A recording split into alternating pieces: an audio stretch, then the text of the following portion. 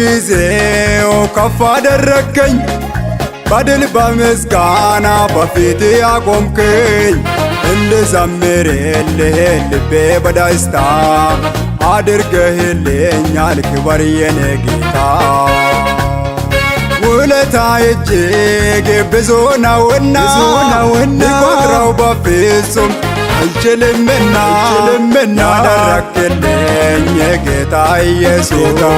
ለእኔ ልዩ ነው ስምህን ላወድስ